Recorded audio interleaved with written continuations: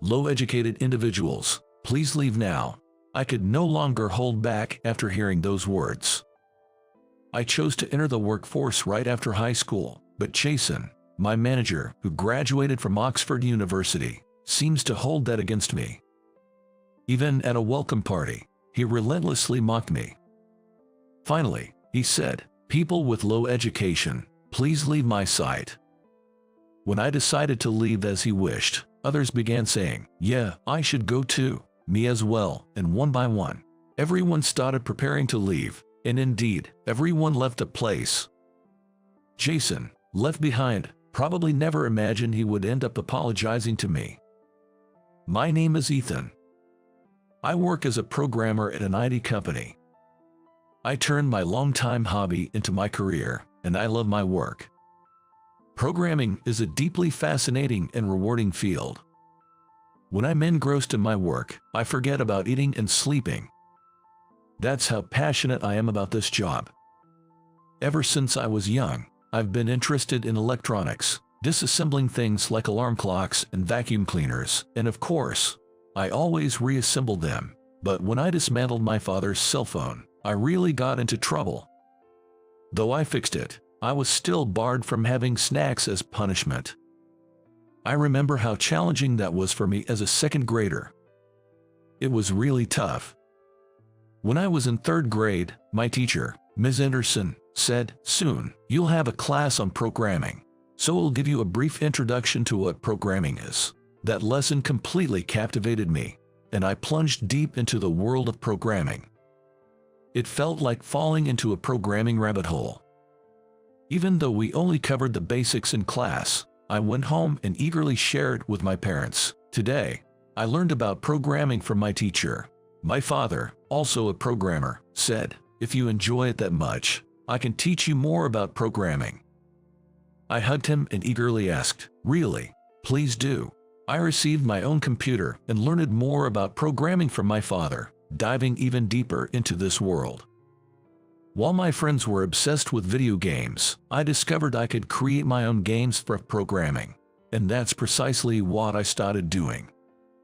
The games I created with my father's help were a hit among my friends, who exclaimed, "Ethan, you made this incredible. It's so much fun." I felt an immense sense of accomplishment when my programs worked as intended. Of course, my dream in the elementary school yearbook was to become a programmer. Throughout middle school, I remained obsessed with programming, and when it was time to choose a career path in 9th grade, I declared, I aspire to work as a programmer immediately after middle school. Naturally, my teacher, Miss Thompson, immediately objected, advising, "No, at least finish high school first." My parents also counseled, "We understand your passion for programming, Ethan, but at least complete high school." But I remained determined, my eyes alight with ambition, as I asserted, "I want to start working as a programmer as soon as possible." After about 20 persuasive conversations with Miss Thompson and my parents, they finally said, "Even if you're not interested in certain subjects, they might be useful in the future. You're young, so you should broaden your knowledge beyond just programming." I still want to, I thought, considering my options. But then they proposed, "If you attend a high school that allows part-time jobs, we'll let you work as a programmer at the company where I work." I instantly agreed, exclaiming, "Really? Then I'll go to high school." So, I ended up attending high school instead of working right after middle school. Had I refused, Miss Thompson was prepared to involve the principal and vice principal. So, I enrolled in a high school that allowed part-time work and immediately started my job. Of course, my workplace was my father's company. After being nurtured there for 3 years, I successfully secured a position at the same company. Upon graduating from high school, I transitioned from a part-time employee to a full-time employee, fulfilling my dream of working as a programmer. As a full-time employee, everyone at the company where I had interned admired me. I'm currently working on a major company's system construction, which has required me to be on a long-term assignment in the countryside, but I'm planning to return to the headquarters soon. And now, after the long-term assignment, I'm back at the headquarters. "Hey, Ethan, Welcome back. I've returned. It's been quite some time. You seem to have excelled over there. I've heard positive things. I reunited with my colleagues after a considerable time and distributed souvenirs. Indeed, it had been a long time since I last saw everyone. As I reminisced about the familiar atmosphere of the office after a long time, a certain individual caught my eye. He was an older gentleman, sharply dressed in a suit. I wondered, have I met him before? Just then, Tyler, a senior colleague, informed me, Ethan, you probably haven't met Jason yet. He joined a company during your assignment. He's now the manager of this department and was personally headhunted by President Smith from Oxford University. No wonder he looked unfamiliar. Well, an Oxford graduate must be quite accomplished. I approached Jason to introduce myself. Jason, I'm Ethan. I was on a long-term assignment, so please excuse my delayed introduction. You're Ethan. I've heard quite a bit about you. I'm looking forward to working together. He responded with a smile, and we shook hands. He seemed pleasant, but then he unexpectedly inquired, Ethan, you appear quite young. From which university did you graduate? Surprised by the abrupt question about my education, I candidly responded, I joined this company straight out of high school. Jason's eyes widened. What?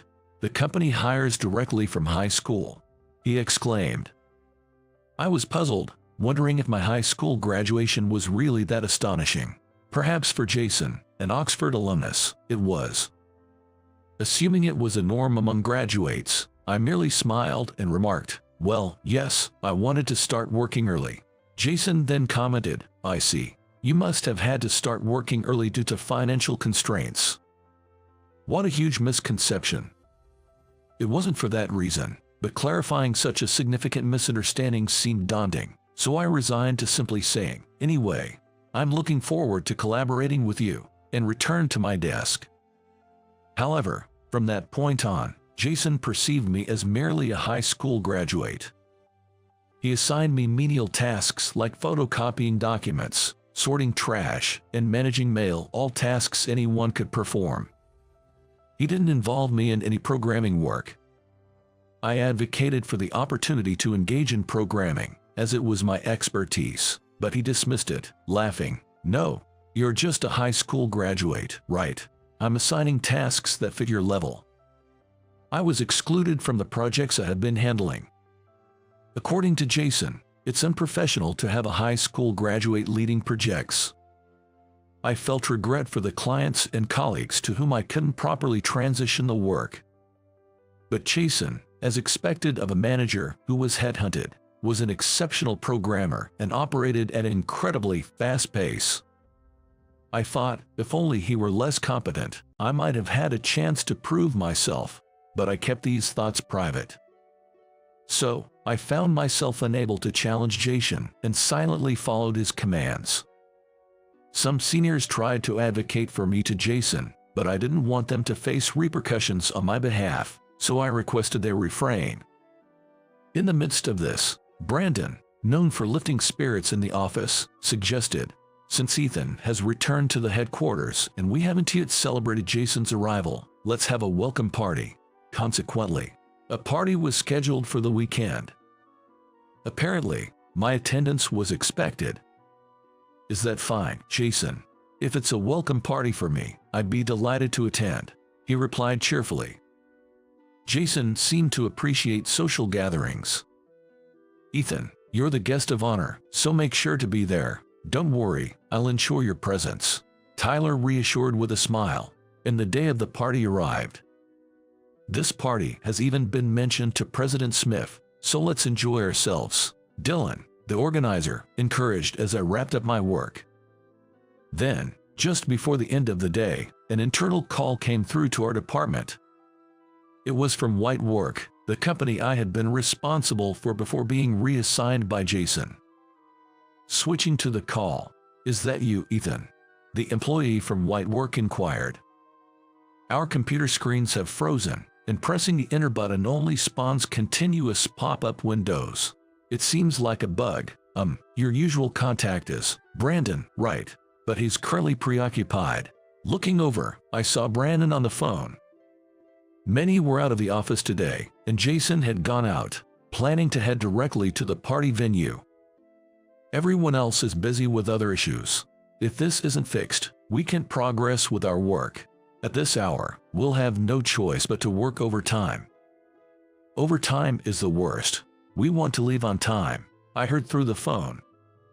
I vaguely remembered Whiteworks being famously a white company, where everyone wanted to avoid overtime at all costs. Can someone come and fix this? If it's not fixed, we can leave. Maybe Ethan can figure it out quickly. Well, I'd have to see it first to understand. Whiteworks wasn't far from here, and since I used to handle them, I thought of going. Then I heard Brandon saying, "Yes, that's the plan. Thank you very much." He was about to end his call. It looked like the call would soon be over. "I'm sorry, could you wait a moment, please?" I put the call on hold and approached Brandon. Then, Brandon immediately hung up the phone, and I promptly explained the situation to him saying, "Brandon, about earlier. Man, seriously, I need to make 2 more calls right now. Ethan, could I leave the handling to you?" "Yes, of course." Now that I had Brandon's permission, I promptly lifted the hold and said, "I apologize for the wait. Brandon is unable to handle this at the moment, so I'll be right there," and headed to Whiteworks. I was excited to be working as a programmer again after a while, even though I might get scolded. Although I couldn't program at work, doing it at home was different. It felt more like a job, and I was more motivated. It's not that I don't get motivated by miscellaneous tasks assigned by Jason, but still. The welcome party is at 7 p.m. today, so there's still some time. I'll definitely finish before then. Eventually, I successfully resolved the bug, and Whiteworks didn't have to work overtime, earning me a big round of applause from everyone. Only Ethan can do it. Let's call him Ethan the Great. Almost no overtime. We can go home. How thankful. The exaggerated joy made me leave Whiteworks. Looking at my watch, it's almost 7 p.m. It's about time for the welcome party to start. The venue was a bar a bit away from the office, so I messaged the organizer saying, "I'll be a little late, but I'm on my way," and caught a taxi to the bar. As I got out of the taxi in front of the bar, I heard someone call Ethan from behind. Turning around, there was my father. "Dad." "What, you just arrived too? You're the guest of honor today." Apparently, my father, the president of our company, was also invited to the welcome party today. He loves social drinking, so he would go wherever he's invited. That's probably why he was invited today. I was dealing with some issues, so I got late. Well done. How have things been recently? Are you getting along with Jason? He's a great man. You must be learning a lot from him. Well, haha. Wondering what would happen if I told him that I hadn't been given proper work to being a high school graduate. My father and I entered the bar. "Hey Ethan, good job. You're late. You were the only one we were waiting for." "Oh, President Smith too. Glad you could make it." "Of course, I come immediately when it's about drinking." My father laughed, and we were immediately greeted by the senior members of the department as we entered. We arrived at the bar around 7:15 p.m., and Jason was already there. Since I was late for the start of the party, I went to Jason to apologize and greet him. It was now just 7:20 p.m., only about 20 minutes since the party started. However, Jason's face was already red, clearly drunk at first glance. "Jason, thank you for your hard work." The high school graduate finally arrived. "Making me wait, you've got guts," he said with glaring eyes.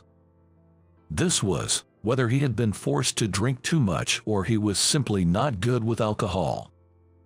Jason was holding a beer stein in his right hand, but could it be that he was this drunk just from beer? "So you, a high school graduate, decided it was okay to make me, a college graduate, wait, and that's why you're late." Jason was completely sloshed as he confronted me, quite a gap from his usual self. Then Jason downed his beer in one go and slammed the stein down on the table with a thud. and he glared at me sharply and said, "The thing is, I didn't join this company to work with someone like you. I joined to meet Mr. Maverick." Mr. Maverick. You might not know him, being a high school graduate, but Mr. Maverick is the programmer I respect the most in this world. The beauty of his programming is unmatched. Seeing that perfectly crafted, flawless program developed by this company changed my life.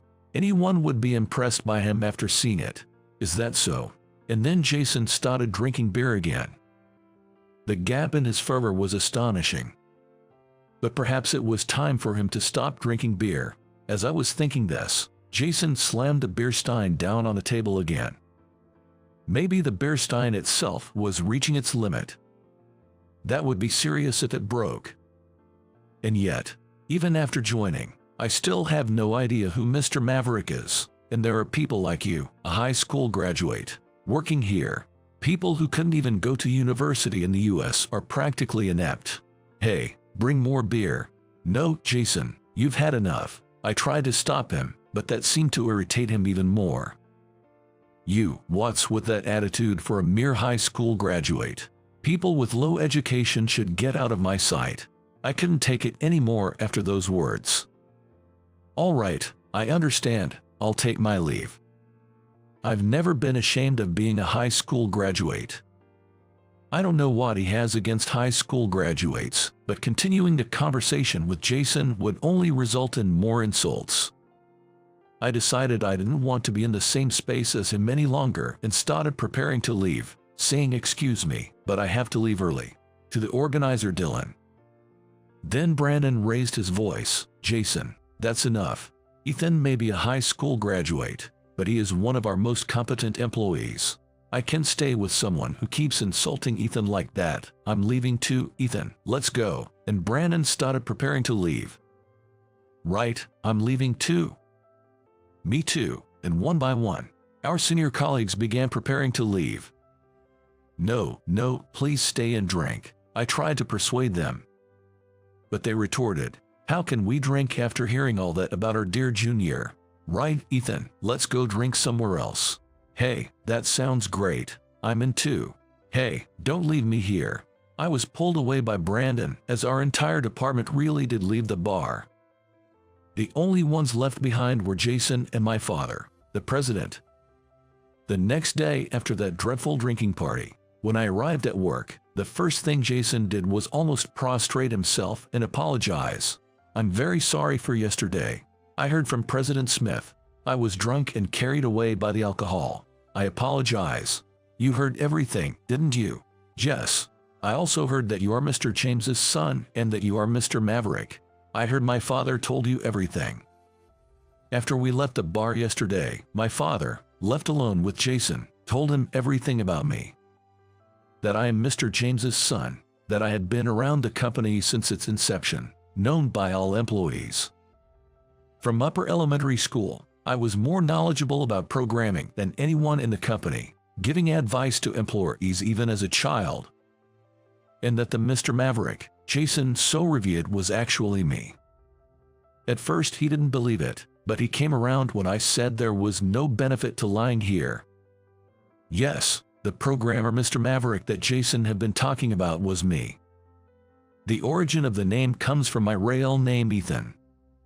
The perfect program that Jason had praised so much was something I had created while working part-time during high school. I was perplexed to be praised so much and to be called Mr. Maverick. "So, I heard from other employees that you've been sidelining my son as a mere high school graduate, not giving him proper programming work." Jason's face went pale. Well, my son chose to finish high school, and I even had to persuade him just to attend that. Would you have given him even less work if he was only a middle school graduate? That's not what I mean. If you judge people solely by their educational background, I'll start losing trust in you. With that, my father left Jason behind and walked out of the bar. By the way, since the organizers were too angry and left, my father ended up paying the bill with his card.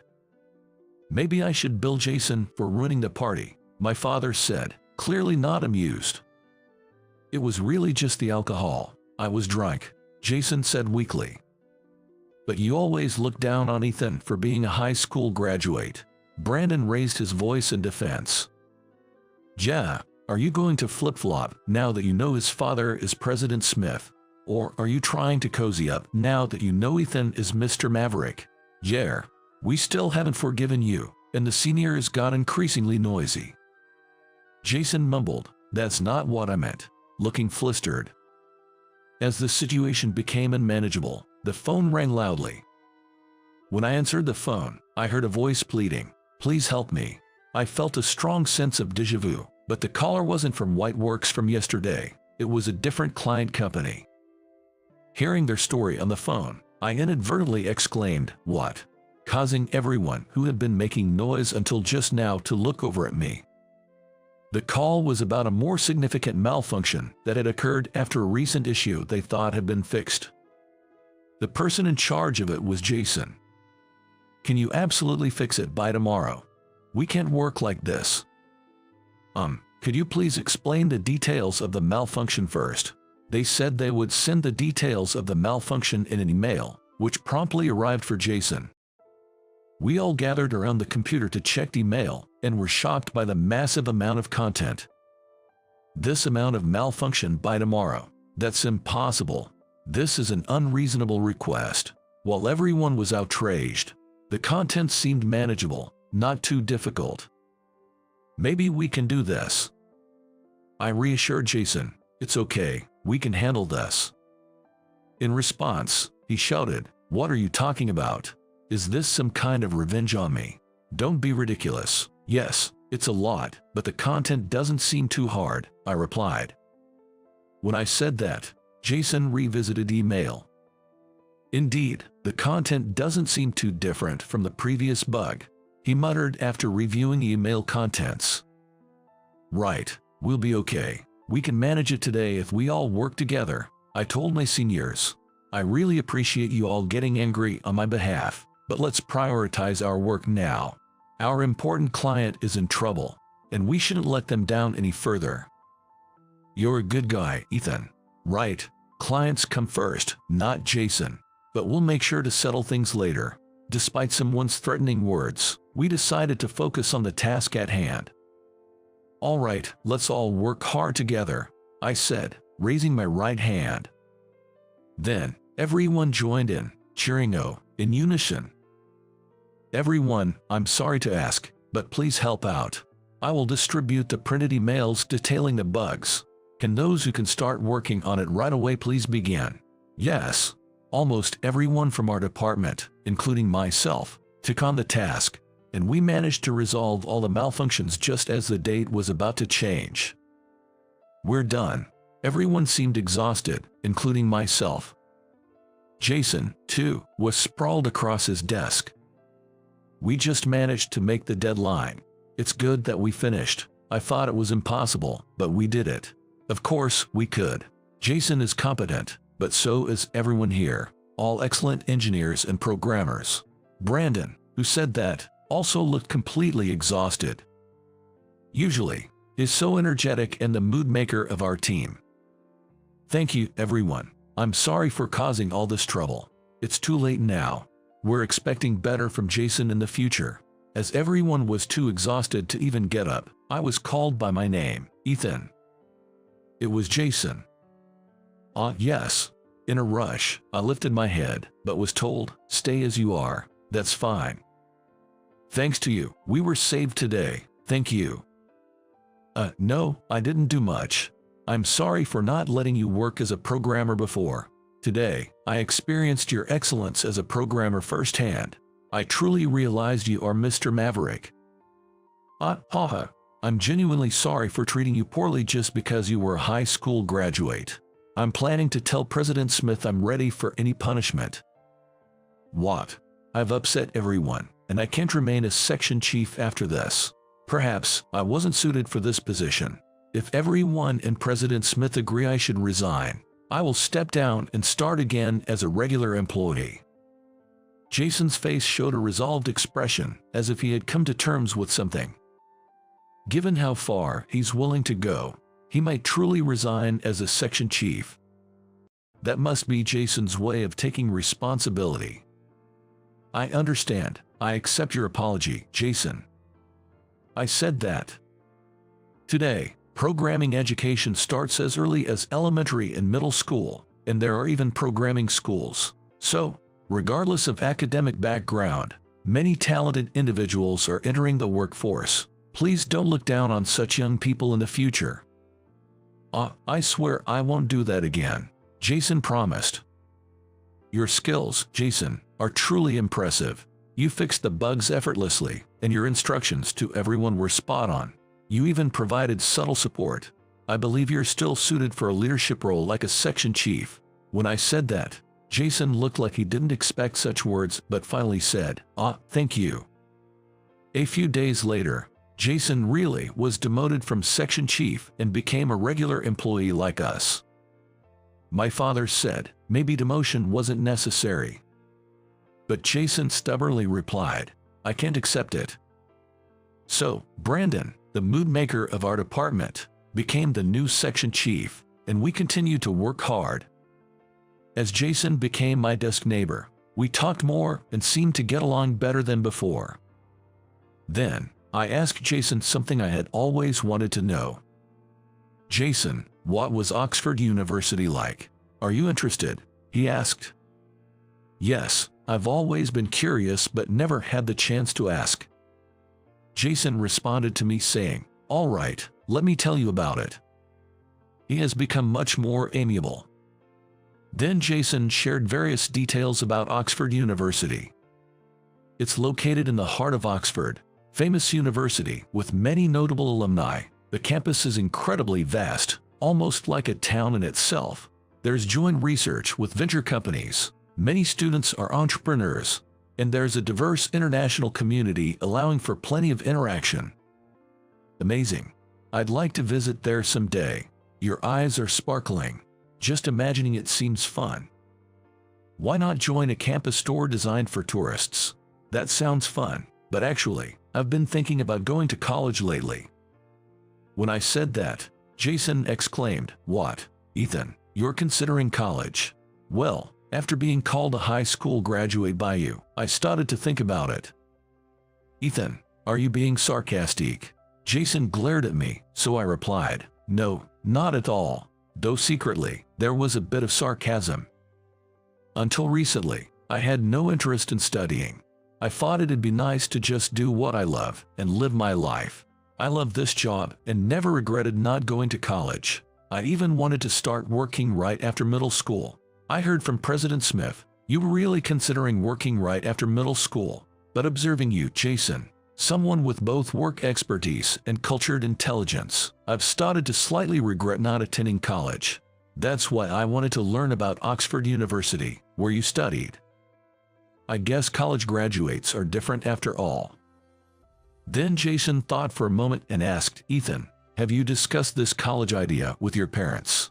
I shook my head. No, it's still a vague idea. Ethan, you've graduated high school, so you can go to college anytime. With your skills, you might be able to attend college while working. This job can be done remotely. If you really want to go to college, I think you should go. If you're worried about balancing work and studies, I'll help you in any way I can and promise to do my utmost. It might not make up for looking down on you and hurting you, Jason continued, and I was utterly surprised. Jason, he has become such a good person. Jason, you've changed. I couldn't help but say that, and he responded with a wry smile. I'm really sorry for how I was at the beginning. But I'll do anything you ask, Mr. Maverick. Please, stop with the formalities. With Jason's encouragement, I seriously started considering pursuing college. Then, I told my parents I wanted to go to college. Now 22, I am aiming for college. I'd prefer to attend a college abroad, particularly Oxford University. I've shared my plans to balance work with study preparation and my intention to try again next year if I don't pass this year. From the kid who talked about working right after middle school, my mom started crying. I wondered why she kept bringing that up, but I suppose it's proof of how much trouble I've caused, so I couldn't say anything. Of course, I was all for it. Parents want to support their children's efforts. Keep at it until you're satisfied. Expanding your interests is good, he said.